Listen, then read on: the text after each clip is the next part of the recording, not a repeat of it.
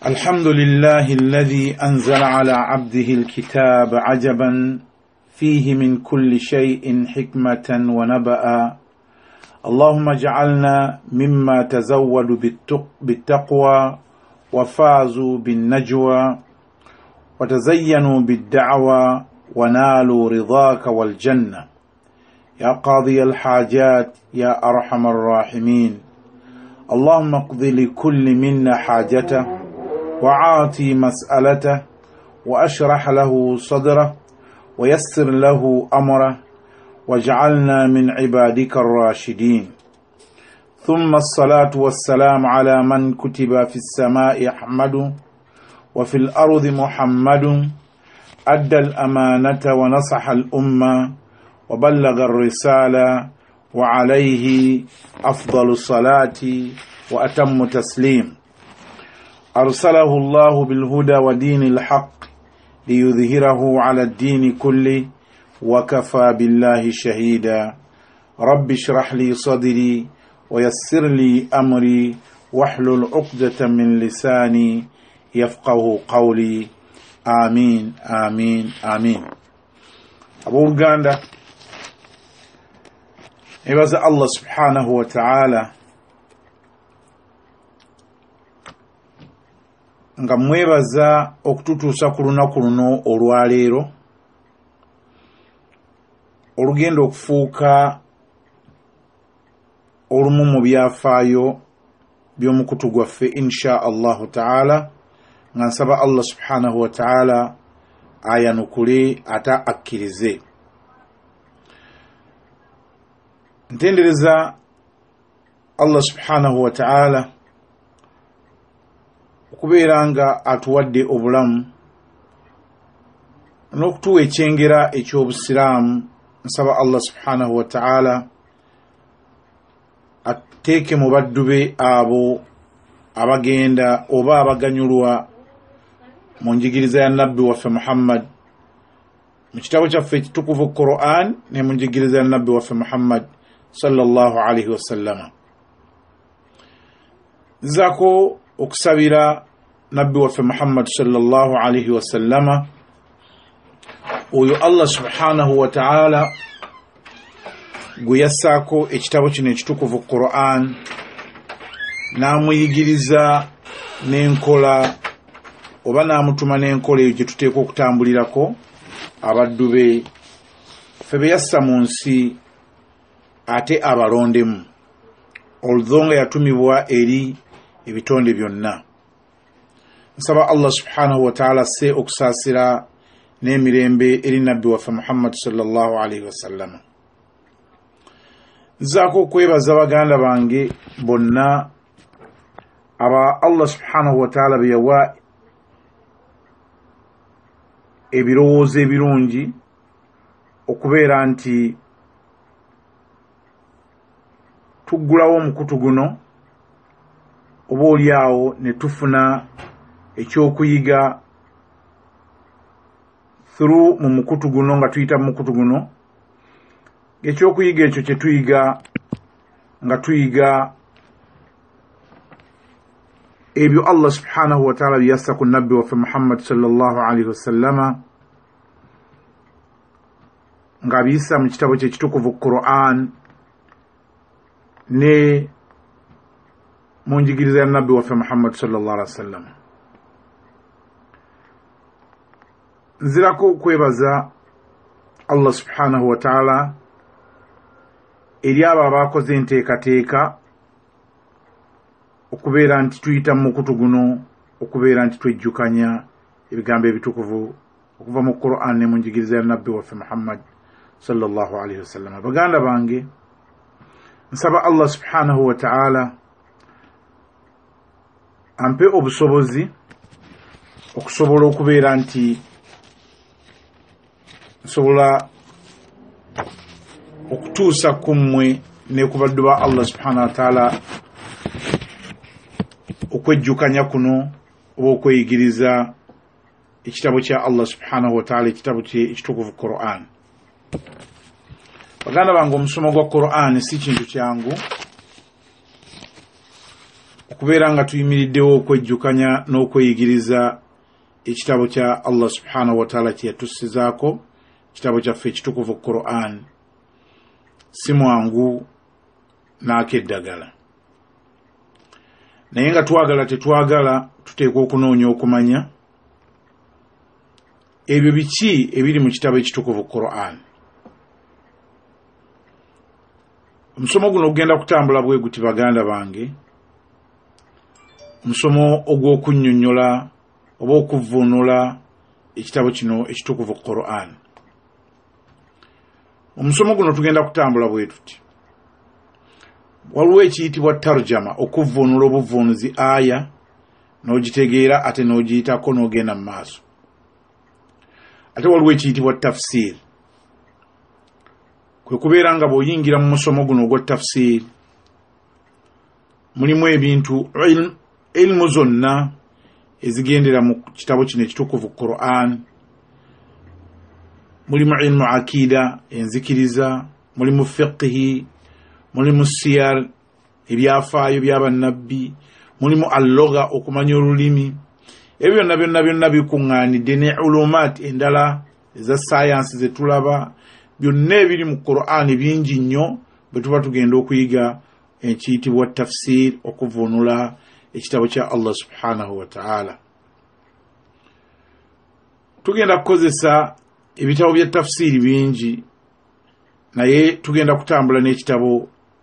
ekya tafsir al-Qur'an al-Azim. Ekitabo ekyo ekimanyikiddwa nga tafsir Ibn Kathir. Tugenda kutambula nakyo okuviira ddala ku surati al-Fatiha nga tugenda tusenvula mpola ila masha Allah, tusa Allah subhanahu wa ta'ala gyali batutuusizza insha Allahu ta'ala. Banga kiri tugenda okumala nga tusoma, Allah subhanahu wa ta'ala yamanyi ebbanga lye tunaatwala nga tuvvuunula ekyo ekinaaba Allah subhanahu wa ta'ala kyanaaba tugonzezza nakyo n'engeri kye tunaaba tutegedde oba kye tunaaba tusobola okweyigiriza nakyo insha Allah. Almuhim, ekiri mu kuvvuunula Qur'an kino si kumalako, si kubeera nti tuvvuunula Qur'an tuve ntandikwa mpaka gyekoma tubeere nga tugimalako. Eyo si ye goolo yaffe, yes yandibadde, but almuhim ekigambo ekirimu kwe kubeera nga twesigamira okusinziira nga tujja tukoppa enkola y'abasahaba butya bwe bayiga mu Qur'an okutuusa olwaleero ne babeera nga bagitutuusaako mu butuufu bwayo, n'abo abajja oluvannyuma lw'abasahaba battabi'in, battabi'i tabi'in, bassalafi salih, engeri gye beeyigirizaamu ekitabo kino ekitukuvu Qur'an. Okusinziira ku bigambo by'abasahaba bagamba nti kunna nata'allam 10 ayati la natajawazuhunna, twasomanga aya 10 nga tetuzisukka, hatta nahfadhuhunna, okutuusa lwe twazikwatanga aya ezo 10 ne tuziyiga, tuzitegeera kiki zitegeeza, wa na'mal bihinna, ate ne tuzikozesa, ne tukola ebyo ebiragiro ebiva mu aya ezo oba mu mateeka ago Allah subhanahu wa ta'ala ge yassa ku nabbi wa Muhammad sallallahu alaihi wasallam. Then ne kivaamu ki eyandibadde nga empeera y'okubeera oba natiija evaamu, fata'allamna al-ilma, bagamba ne tufuna okumanya, ne tufuna ilmu ya Qur'an, wal amala ma'a, n'okubeera nga tufuuka abakozesa amateeka ago Allah subhanahu wa ta'ala ge yassa mu Qur'an. Idhan okusoma si kumalako, wabula kutuukiriza ago amateeka g'osobodde okutegeera n'obeera ng'ogassa mu nkola. Allah subhanahu wa ta'ala ategeeza mu surati Swad verse ya 29, kitabun anzalnahu ilayka mubarakun liyadabbaru ayatihi waliyatadhakkara ulul albab. Kitabo kino Qur'an kitwagala okusoma baganda bange, Allah atugamba nti kitabun anzalnahu ilayka, kye kitabo ekyo kye twassa gy'oli gwe Nabbi Muhammad sallallahu alaihi wasallam, mubarakun, nga kirina emikisa, liyadabbaru ayatihi, oyo yenna abakisomye abeere nga ategeera obubonero obuli mu kitabo kino ekitukuvu Qur'an. Oluvannyuma lw'okubeera nga ategedde obubonero obwo obulimu mu Qur'an, waliyatadhakkara ulul albaabi, n'okubeera nga beebuulirira abo abalina amagezi oba abafunyeemu ekyokuyiga, abalina obwongo obutegeera ne beebuulirira n'amateeka agagazze mu Qur'an. Idhan ekigendererwa mu Qur'an olwalyo baganda bange kwe kubeera nti tugenda okuyiga Qur'an eno likainatadabbar, tubeere nga twetegereza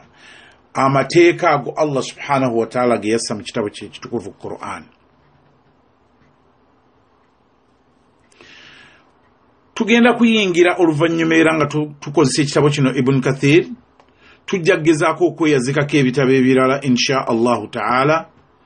ng'ekigendererwa mu kyo nti tugaziyeeko katono naye nga tetujja kgenda nnyo mu tafasiri endala, wabula tujja kwekwata nnyo ku manhaji oba ku mbeera eya tafsiri ya Ibn Kathir. Tuyinza okweyambisa ebitabo mathala nga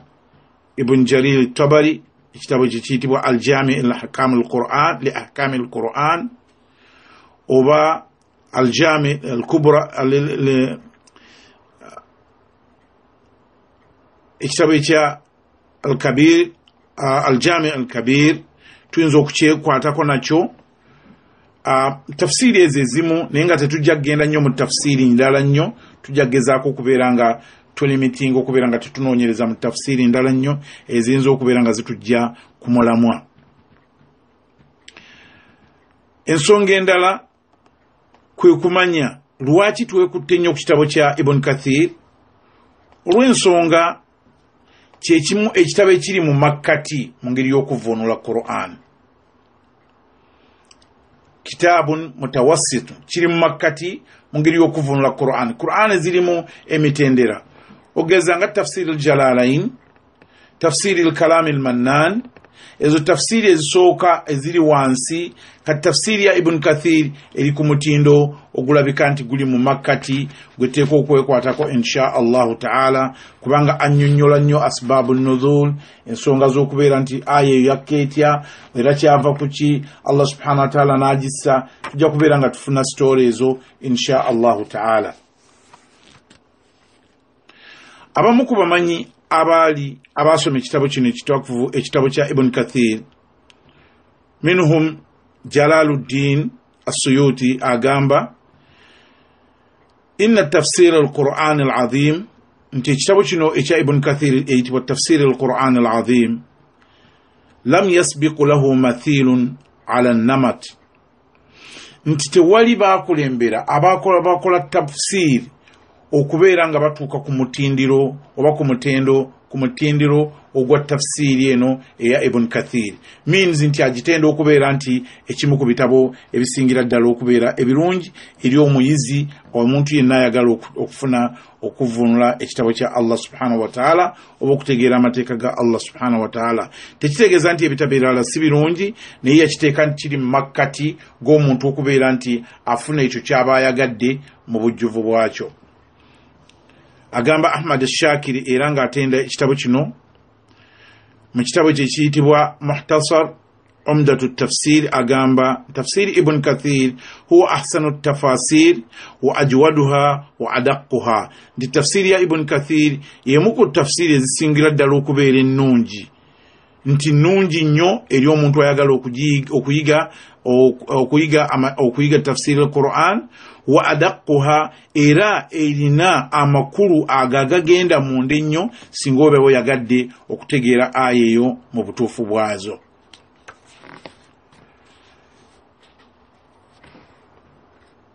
Ensonga endala tuteeka okutegeera ani yatuwandiikira ekitabo tafsiri kye tugenda okutambula nakyo baganda bange. Buli oba ogenda okusoma ekitabo kituufu omanye ani oyo akuwandiikidde ekitabo ekyo. ekitabo ekyogenda okusoma ani yakiwandiika tutegeere man huwa Ibn Kathir tukimanyi ng'ekiyitibwa tafsiri Ibn Kathir ekyo kyetumanyi ffenna naye man huwa ani oyo ayitibwa Ibn Kathir amannya ge amatuufu amajjuvu ye Imaduddin Abulfida Ismail Ibn Umar Ibn Kathir Ibn Dawi al-Basri thumma Damashki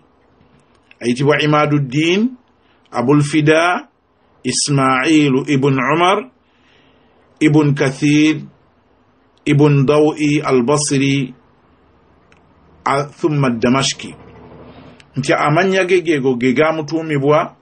amannya ge amatuufu oyinza okumuyitira Ismail Ibn Umar Ibn Kathir nenga gana agasooka ze kuniya ge mannya agamuteerwa agamuteeka nga bwandiise Abu Fulan taata wa gundi ye Abulfida Ismail Ibn Umar Ibn Kathir al-Basri yawanga al-Basri nga yakulya Basri thumma Damashki oluvanyuma n'agenda e Damashki yafa mu mwaka 774 al-Hijri. Betugenda okusoma era Ibn Kathir ekitabo kye tugenda okusoma tuteekwa okumanya Ibn Kathir bw'oba osoma ekitabo ng'ekyo oteekwa okumanya ani yali omusomesa we kikuwa ekifaananyi ekirungi okumanya nti omuntu gojjako ilmu afaanana atya nga bwe tukiraba bulijjo bagamba professor agenda kuweebwa omulimu bakubuuza qualification yasomerawa mu university kimu yasomera Ibn Kathir ani baani be yajjako ilmu okutuuka okubeera nga Allah subhanahu wa ta'ala ekitabo kye yakiteeka qabul ekitabo ekiriko qabul means nti Allah subhanahu wa ta'ala ebimu ku bitabo ebyakkirizibwa Allah bye yateekamu qabul okubeera nga bikkirizibwa abantu babyettanira nnyo emu mu tafsiri ennyingi ennyo tafsiri ya Ibn Kathir Allah subhanahu wa ta'ala yagiwa qabul nti abaddu ba Allah basinga bagyettanira nnyo mu basomesa be أسوكر الدل الحافظ أبو الحجاج يوسف المزي الحافظ أبو الحجاج يوسف المزي oyo omu ku basomesa be era yamulazama nnyo means yamusomako nnyo nnyo okutuusa Abul Hajjaj lwe yamuwa ne muwala we ayitibwa Zainab binti Abul Hajjaj al-Mizzi era mukyala wa Abu Ibn Kathir yali ayitibwa Zainab binti Abul Hajjaj ye mukyala gwe yamuwasa okuva ku musomesa we omusomesa we owokubiri Sheikhul Islam Ibn Taymiyyah fenna tumuwulira Sheikhul Islam Ibn Taymiyyah tufuna bukliip obujja ku mukutu gyaffe nga batutegeeza nti Sheikh Islam Ibn Taymiyyah idhan ye musomesa eyasomesa Ibn Kathir amanya g'amatuufu Sheikhul Islam Ibn Taymiyyah huwa Ahmad bin Abdul Halim Ibn Taymiyyah ye Ahmad mutabani wa Abdul Halim Ibn Taymiyyah oyo musomesa we naye owokubiri omusomesa we owokusatu ye Imam Dhahabi era naye tumuwulira nnyo abo be basomesa abasomesa Ibn Kathir be yajjako ilmu olwaleero erabika nti etambudde mu nsi yonna Imam Dhahabi amannya g'amatuufu ye Muhammad Ibn Uthmani Abu Abdillah ayina ekitabo kye kimanyikiddwa obulungi ekiyitibwa Siyaru Alami An-Nubala kwegamba bw'otunuulira abasomesa ba Ibn Kathir olabira ddala ilmu gye yagijja era engeri gye tugenda naffe okufuna omukisa okubeera nti tetwafuna ku Sheikhul Islam Ibn Taymiyyah tetwafuna ku Abul Hajjaj Yusuf al-Mizzi tetwafuna ku Al-Dhahabi naye ilmu yenna Ibn Kathir agitukuŋŋaanyiriza agituteeredde mu kitabo ekyo kya tafsiri insha Allahu ta'ala tujja kuganyulwa nnyo bwe tunaaba nga tukyekutteko era bw'oba ogenda okusoma ekitabo otunuulira nnyo omusomesa wo Ibn Kathir musomesa waffe baani abaafuluma okuva mu mikono gye abaatakharraja ne babeera nga bavudde mu kusomesa kwe baani abo abaafuluma okuva gy'ali asookera ddala al-Imaamu Az-Zarkashiyu Imaamu Zarkashi nanyini kitabo ekiyitibwa Al-Burhan fi ulumi al-Qur'an. Oyo mu student owa Ibn Kathir, omuku kuba student ba Ibn Kathir ayitibwa al-Imam az-Zarkashi, ayina ekitabo kiyitibwa Al-Burhan fi ulumi al-Qur'an. Bw'oba oyagala okumanya ilmu ya Qur'an ugenda osoma ekitabo ekyo Al-Burhan fi ulumi al-Qur'an. Omuyizi we owokubiri Al-Hafidh al-Iraqi Abdurrahim. Abo bonna bayizi batakharraja oba bafuluma okuva mu madrasa ya Ibn Kathir. Oyo Al-Hafidh al-Iraqi Abdurrahim ayina ekitabo ekimanyikiddwa obulungi Ihya Ulumuddin. Ekitabo ekyo kimanyikiddwa bulungi nnyo, kirimu kyanjulukufu nnyo, kirimu maalumaati mayitirivu nnyo singa ng'omuntu aba akyettanidde insha Allah. Omuyizi owookusatu omu ku bastudenti be Muqri al-Qur'an, yoyo ayatandikawo okutuyigiriza engeri y'okusoma tilawa, ahkaamu, amateeka ag'okusoma Qur'an ne tajwid, engeri gyetu olaba abaana baffe tubatwala okusoma tajwid mu Qur'an, okumanya engeri ya kusoma amateeka agali mu Qur'an, engeri gye tusobola okugisoma. Omu ku bastudenti ba Ibn Kathir yoyo ayitibwa al-Imam Ibn al-Jazari, al-Muqri Ibn al-Jazari. Oyo amanya g'amatuufu gayitibwa Muhammad ibn Ali al-Jazari. Yoyo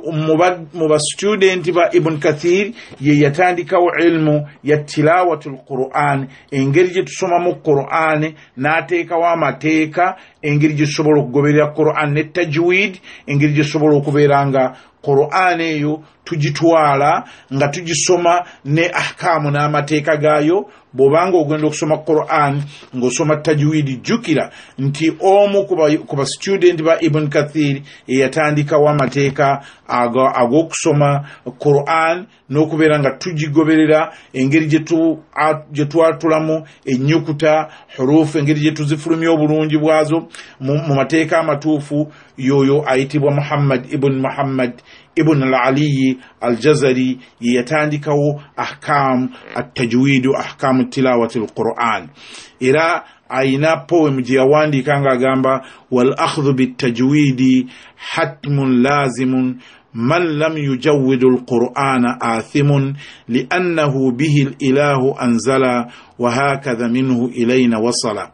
والأخذ بالتجويد حتم لازم. Tukwekwata ku mateeka ga tajwidi, omwana adamu teeka gyali atuuka okubeera ng'agagoberera. Man lam yujawwidu al-Qur'ana athimun. Omuntu yenna bw'abeera nga tasomye ng'agoberera amateeka ga Qur'ani ne tajwidi, engeri gy'agisomamu, athimun, aba afuna omusango. Lwaki? Li'annahu bihi al-ilahu anzala. Bwekityo Allah subhanahu wa ta'ala bwe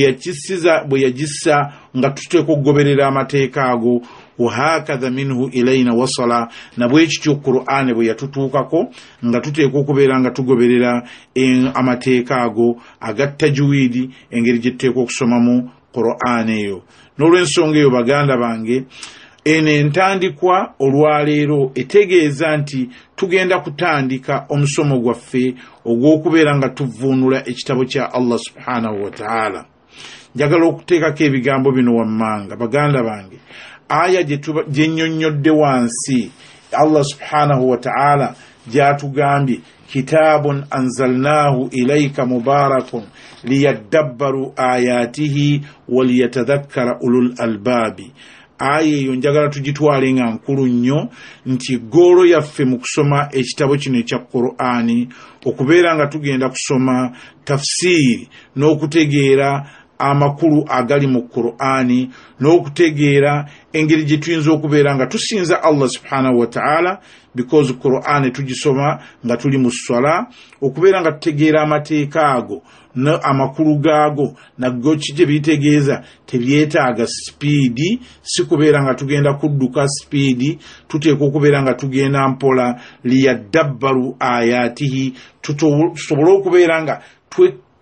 tubinkira mu kutegeera amateeka ago Allah subhanahu wa ta'ala ge yassa mu Qur'ani ate tubeeremu baddu ba Allah subhanahu wa ta'ala abo bagamba waliyatadhakkara ulul albabi tubeerenga twebuulirira n'amateeka ago baganda bange okubeera nga tufunye omukisa guno ogw'okubeera nga twejjukanya n'okutegeera amateeka gano n'okutegeera ekitabo kya Allah subhanahu wa ta'ala n'okutegeera amakulu gaakyo ne bwe tuba nga tuzze eri Allah okubeera nga tumusinza oba ng'obikkudde Qur'ani n'osoma Qur'ani ng'ogitegeera n'omanya aya lwaki yakka n'omanya aya eno eramula aya eno teramula ebintu ebyetaaga okubeera nga tubitwala mpola nnyo insha Allah naye ate si kusooba kubeera nga tusigala mabega wabula buli aya gye tusoma tugezeeko nnyo okubeera nga tussa mu nkola nga basahaba ridwanullahi alayhim okusiima kwa Allah subhanahu wa ta'ala kudde gye bali nga bwe bagamba nti kunna nata'allam twali tuyiga 10 ayati aya 10 zokka lwaki la natajawazuhunna nga tetusukka minzi nga tetusoma muwawa kuva ku page mpaka ku page esembayo lwaki n'olw'ensonga ekiki twajjamu fata'allamna al-ilma wal-amala ma'a netufuna ilimu ate n'okubeera nga tussa mu nkola ebyo ebitusiddwako kuva eri Allah subhanahu wa ta'ala kyensuubira nti ffenna olwaleero abali ku mukutu guno n'abataliiko n'abo Allah subhanahu wa ta'ala baanaaba asobozesezza okuwulira okuyiga kuno oba oliawo ng'ekigendererwa kyaffe ffenna twagala kufuna ilimu okumanya n'okubeera nga tussa mu nkola ebyo ebigambo ebinaaba bitujjukiziddwa insha Allahu ta'ala baganda bange n'olw'ensonga eyo mu bufunze obwannamaddala kubanga guno omusomo tutandika butandisi era neebaza Allah subhanahu wa ta'ala ansobozesezza okubeera nti anfudde omu ku abo abagguddewo omusomo gwaffe guno oguli ku mukutu guno musaba Allah subhanahu wa ta'ala ffenna tusasule mu bulungi ku duniya kuno ne ku nkomerero atuweemu ekyo ekisinga obulungi atukyuse mu mbeera gye tubadde tutambuliramu nga Qur'ani tugisoma busomere ne tugiyitako muwawa atuteeke mu baddu baabo nga basahaba abaafunamu ilmu ne bafunamu n'okubeera nga bagissa mu nkola mu bufunze obwannamaddala bibadde mu musomo guno mu bufunze bwabyo tugenda kubeera nga tutambulira ku tafsiri eyitibwa tafsiri al-Qur'an al-Azim ye tafsiri ey'omutunzi eyawandiika ekitabo kino ayitibwa Ibn Kathir nga tutandikira ddala okuva ku surati al-Fatiha nga tutegeera okuva ku surati al-Fatiha okutuusa Allah subhanahu wa ta'ala wanaaba atusobozesezza okubeera nga tugenda nayo mu maaso insha Allahu ta'ala ekyokubiri okubeera nga tufuna tadabbur bikulli aya nga tutegeera tufuna amakulu mu buli aya yonna gye tugenda okuyitako insha Allahu ta'ala ekyokusatu tugenda kubeera nga tweyazika oba nga tugoberera ebimu ku bitabo nga bitwogeddeko ebyo bye tuyinza okubeera nga tweyazika okubeera nga tutegeera aya singa tubeera nga tusanze nti twetaaga okubeera nti tugitegeera okuva mu tafasiri endala insha Allahu ta'ala n'ekigambo ekirala kwe kubeera nga tutegedde omusomesa waffe amannya ge amatuufu Ismail ibn Umar ibn Kathir nga bwe tukitegedde olubereberye kubanga bw'osoma ng'omanya ani akusomesa ekyo nakyo ku bimu ebikuyamba n'ekirala kwe kubeera nga tuyize abamu ku basomesa be n'abamu ku basitudenti be ne tulaba nti abantu abo Ismail be yajjako ilmu baali si bantu batene si batono bantu banene nnyo mu ilmu bantu bakukuutivu mu ilmu ilmu zonna Ibn Kathir yatukuŋŋaanyiza ebigambo ebyo n'abijja ku basomesa be ate naffe n'abeera nga ne tufunamu ekirala okubeera nga tutegedde abamu ku basitudenti be abo be tumensioninze emabega mu musomo gwaffe nga bwe gubadde gutambula nsaba Allah subhanahu wa ta'ala nga nkugira omusomo guno gubadde mumpi nnyo olw'ensonga nti ntandikwa butandikwa tetunnayingira mu tafsiri tubadde tuteekwa okumanya ani gwe tugenda okujjako ilmu n'engeri gye tuyinza okutambula na kitabo kimwe tugenda okutambulira n'engeri gye tugenda okutambuzaamu omusomo gwaffe insha allahu taala. Nsaba Allah subhanahu wa taala ffenna ateeke mu baddu be abo abawuliriza ebigambo ne batwala ebyo ebisinga okubeera eby'omugaso insha Allah. Era nsaba Allah subhanahu wa taala akkirize byonna bye tuba tuyize tubeere nga tubissa mu nkola. Nsaba Allah subhanahu wa taala nate atuwangaaze ffenna ku mukutu guno nga buli kye tujjako obaolyawo nga tukissa mu nkola insha allahu taala. وصل اللهم على محمد وعلى آله وصحبه وسلم والحمد لله رب العالمين. والسلام عليكم ورحمة الله وبركاته.